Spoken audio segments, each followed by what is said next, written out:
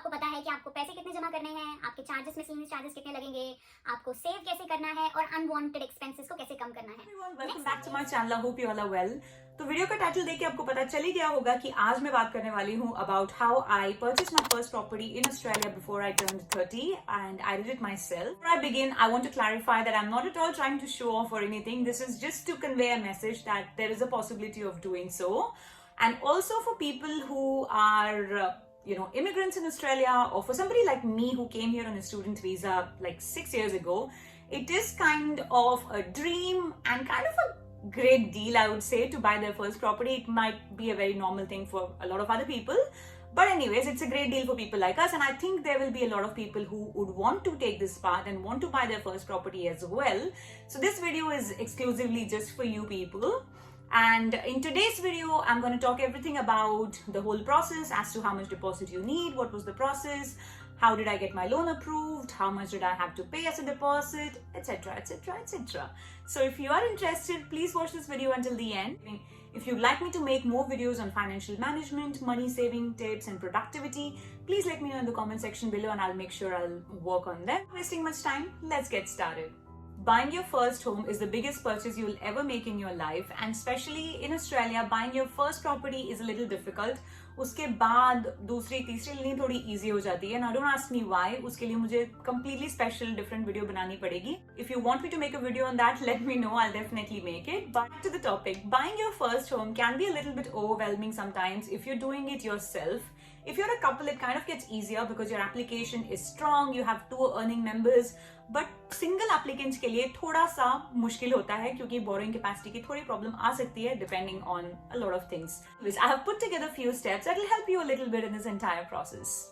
So first thing is researching your market. So before you get into the property market, ask yourself, why do you want to get a property? Like, is it going to be for yourself? आपको उसमें रहना है? Do you want to live in that property? Or it's going to be an investment property? As soon as you have the answers for these questions, it will make the next steps much more easier. And the best part about buying the property in Australia is the interest rates are not as much as what we have it in India. So comparatively यहाँ पे interest rate कम होता है. तो अगर आप calculate करके देखोगे तो जितना आप rent भरते हो, probably your mortgage payments each month also is going to be similar or sometimes even lesser depending on the interest rate that you get. And interest rates are anywhere between say 1.9 to a maximum of 4.5 depending on your credit rating. Next step is to find out how much you can borrow. Find out your borrowing capacity. This is very important because without this you cannot start looking for properties. So borrowing capacity कैसे calculate होती है depending on your income and your monthly expenses. So try to keep your expenses at minimum. Do not buy unnecessary credit cards. I'm just telling you from my own experience. So your income and your expenses will determine how much your borrowing capacity will be. So if you are thinking to buy a property, try to reduce your expenses. पहले से अपने expenses थोड़े से कम कर दो. जैसे unwanted expenses होते हैं, like unwanted credit cards जो आप use नहीं करते लेकिन आपके पास ऐसे ही पड़ा हुआ है, और ये बहुत सारे दूसरे cards जो होते हैं, like what do you call it? This afterpay and I don't even remember the names. This afterpay. Try to reduce these expenses ताकि आपके जो savings हैं और आपका income ज़्यादा लगे और आपके monthly expenses, the basic expenses लगे, कोई बड़ा expense ना लगे. How do you calculate your borrowing capacity? So go to any bank's website. You will be able to find it. Like borrowing calculator आपको online मिल जाएगा कहीं पे भी. मैं आपको link दे सकती हूँ description box में. You can check that out. So yeah, just put in your income, just put in your expenses and everything, and it will tell you how much you can borrow. You can also speak to your bank about it, but just to get an idea, you can also do it online and try to understand yourself. So once you know how much your borrowing capacity, next step is to start finding properties. Finding properties में I don't mean कि just जाके finalize कर दो, but at least देखना शुरू करो ताकि आपको थोड़ा सा idea आए कि इस capacity में, इस borrowing capacity में जो मुझे घर मिलेगा, will I be okay with that? Am I happy with those properties or not?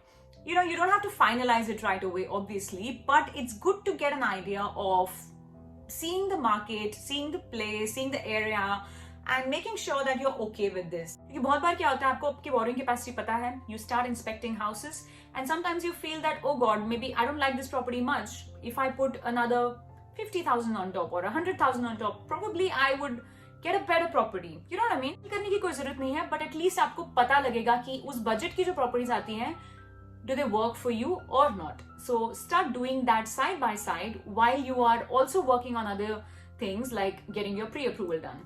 Next step is working out on other finer details to see if you are eligible for, any of the grants that the government has. So for example, in New South Wales, there's something called the First Home Grant, जिसमें आपको $10,000 government से मिलते हैं. It's just a way of government showing their support in you buying your first property. And I would strongly recommend for anybody buying their first property to make use of this. तो $10,000 आपको मिलते हैं अगर आपकी property जो भी आप खरीद रहे हो is under $750,000, and also there is no stamp duty, which I think is big help for people who are trying to get into the property market. So I would suggest, definitely make use of this, because that $10,000 does help a lot. I was eligible for that grant, and being a single applicant and considering my borrowing capacity was less than 750,000 obviously. So I was eligible to get the grant. So if there's people like me, please go ahead and make use of this opportunity and get a property. Next step is create your monthly budget for yourself and create your savings goals. So after all your expenses from your salary, how much can you contribute towards a home loan deposit? If you'd like me to make a video on budgeting, there's a lot of spreadsheets and everything that I have. If you want, I can make another video on that and share those with you. Let me know in the comment section below.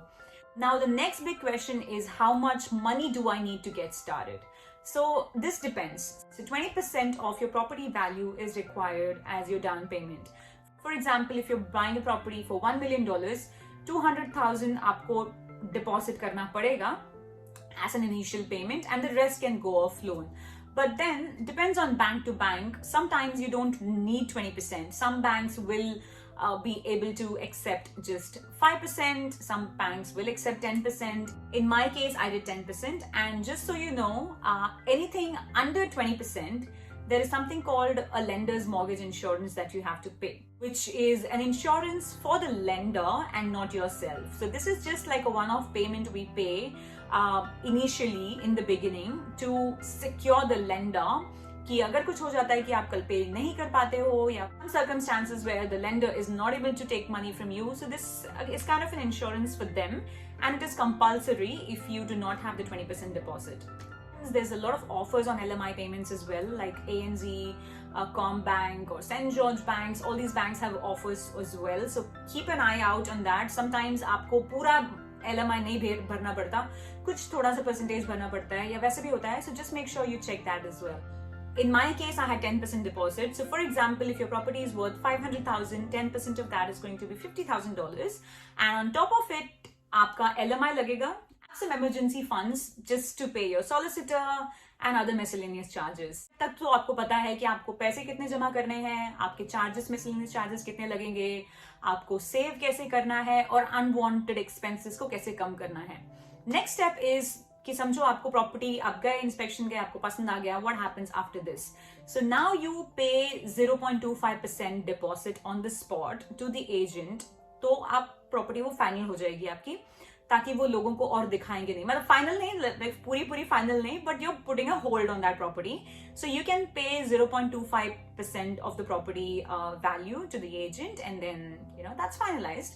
And then you also have a 14 days cooling off period. So ये जब 0.25 आप percentage deposit करते हो, that's when the contracts get exchanged. So और ये contract cancellation के लिए आपके पास 14 days का cooling off period भी होता है. Say just in case कुछ होता है, आप mind change करते हो या कुछ भी ऐसा होता है, तो cooling off period भी होता है 14 days का. After 14 days वो contract तो valid हो जाता है proper. और मोस्टली क्या होता है कि कॉन्ट्रैक्ट में ये भी मेंशन किया होता है कि अगर आपका प्री अप्रूवल नहीं होता है, फॉर एग्जांपल अगर आपके पास पहले प्री अप्रूवल नहीं है, आप उसके पहले ही आप 0.25 डिपॉजिट पे कर देते हो, तो आपको वो 0.25% नहीं मिलेगा if your loan gets rejected. You know what I mean? So yeah, just make sure you check that as well. But I think it's worth taking a risk of 0.25% if you really like the property. So depends. 45 days का settlement period होता है, and उस time पे ये सारा आपका paper work होता है, एंड आपके पास अगर प्री अप्रूवल ऑलरेडी है तो नेक्स्ट स्टेप्स आपको बैंक को दिखाना पड़ता है कि आपकी प्रॉपर्टी कौन सी है, आप कहाँ से ले रहे हो, एंड बैंक अपने साइड से प्रॉपर्टी की वैल्यूएशन करती है, and a lot of other things happen. And finally, on the settlement date or just a day before that, your bank will be paying the builder and once those funds are cleared, that's when you get your house keys. So that's the process. This is a very high level explanation, but I can get into each details and make a detailed video on this. If you want me to make one, please let me know in the comment section below. And also, if you'd like a house tour, let me know as well. So I think that's all for today's video. I hope this was helpful in a way, and I'll see you soon in the next one. Bye.